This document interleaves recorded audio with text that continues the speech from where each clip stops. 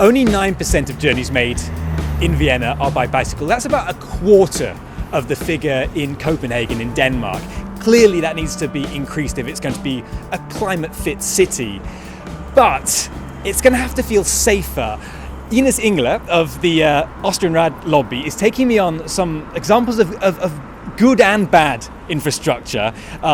We started with bad, didn't we? Yeah. And you've taken me to the Landstrasse. Why is this a bad place to ride a bike? Well, it's bad because, as you can see, there's a lot of traffic, a lot of cars. There's an entrance to a shopping mall, so the cars are constantly crossing the cycle path that is on. It's just paved on the road. It's just a color showing us that there are cyclists coming, but there's no clear separation. It's interesting you say that. That seems to be a key point. It felt scary, particularly when people open their doors. Yeah. And I spoke to someone called Jill Warren. She's the head of the European Cycling Federation, who visited Vienna at the bicycle summit recently. The best kind of infrastructure that people feel safe on is protected and separated from car traffic.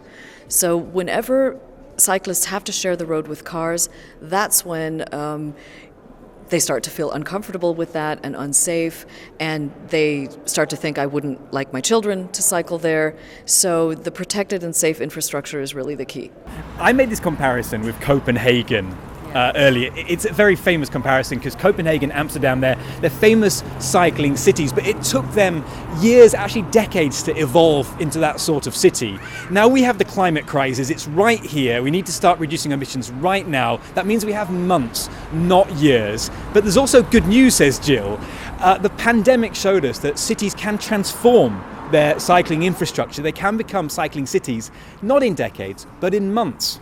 Well, if the political will and courage is there, it can be very quick indeed.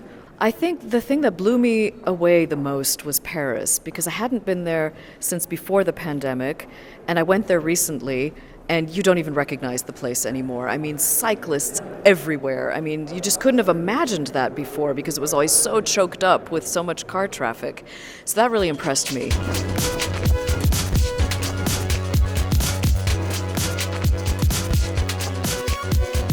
You've taken us to somewhere good, and I mean, it was much more relaxing coming here. This is good infrastructure. Why?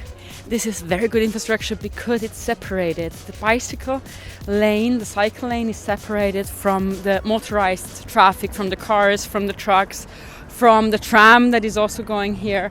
So you already said it, you feel safe here, Yeah. and you're way more relaxed. You know what, it's not rocket science, is it? We've kind of worked out what's safe when it's separated.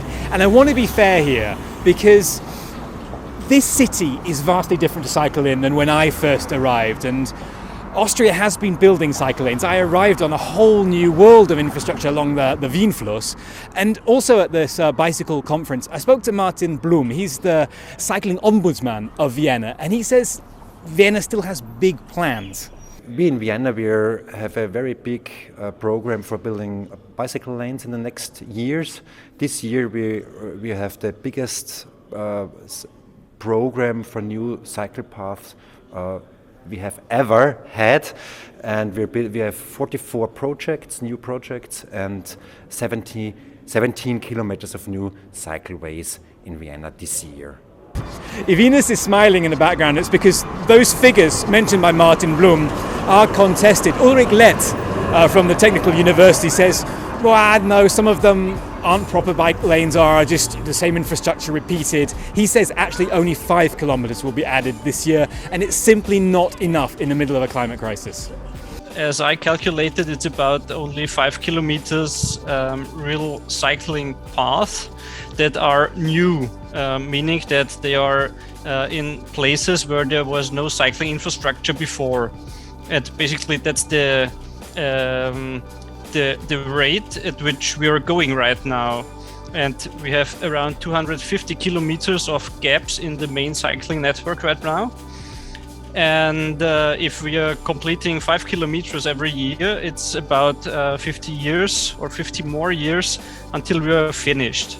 He told me that we could build this sort of infrastructure for the whole city for a third of the cost, he says, of the Vienna Stadtstraße, this new urban highway that's being planned through Vienna. So he says it's not even particularly expensive to make Vienna a cycling city. I'm not sure. I think we calculated that for a third of Stadtstraße, you could build the whole cycling network in Vienna that's missing right now, something like that.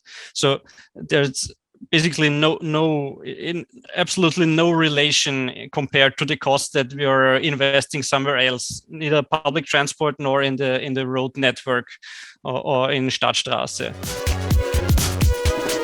Ines, thank you very much for this tour. It's ended in a much more lovely way than it began, and I wondered, is that a metaphor for where we're headed in Vienna, in Austria, in society as a whole? Are we headed to a more cycling-friendly future? Yes, of course we are, and we have to. And if you create possibilities, you change behavior. So we could be outside dining.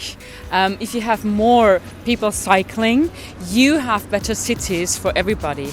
So you have clean air, you have less noise, you have just better cities, and that's where we have to head. So we have to create bicycle infrastructure that is safe for everybody to cycle there. I'm glad you said that. Something for the one person who isn't a cyclist who kept watching to the end of this video. Thank you very much. Cycling cities are better cities for everybody, even non-cyclists. That was Fm4 Klimanews Weekly with me, Chris Cummins, and with Ines Engeler of the Austrian Bicycle Lobby. Thank you very much. Join us next week for another episode. Bye-bye.